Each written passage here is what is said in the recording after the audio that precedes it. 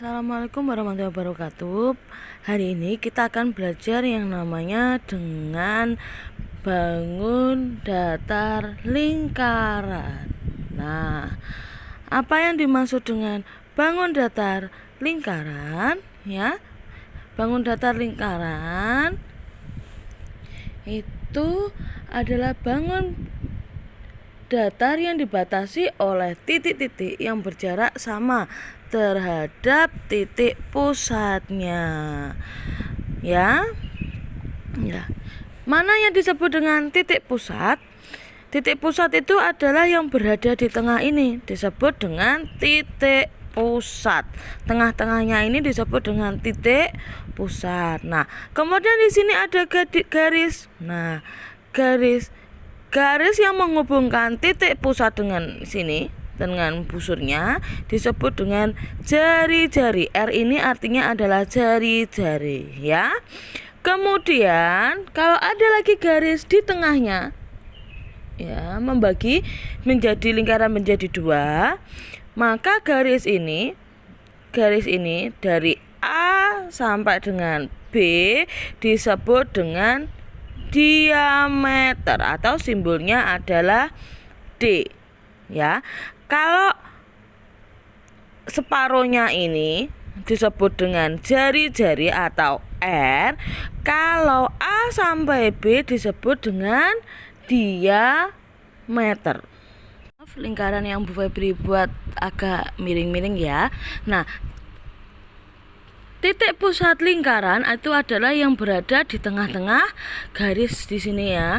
Ini namanya titik pusat lingkaran. Bu Febri kasih nama P. P sama dengan titik pusat lingkaran. Nah, kalau di sini dihubungkan garis, ya, maka disebut dengan simbolnya R kecil. R kecil sama dengan jari-jari. Nah, kemudian, ya, kalau di sini Bu Febri tarik garis lagi, seret, garis A sampai dengan B, garis A sampai dengan B disebut dengan D atau diameter, ya. Diameter itu di sini, Bu, yang di sini P sampai A ini disebut dengan apa? Kalau P sampai A disebut dengan jari-jari. Nah, kalau A sampai B disebut dengan diameter, ya. A sampai P disebut dengan jari-jari. P sampai B disebut dengan jari-jari.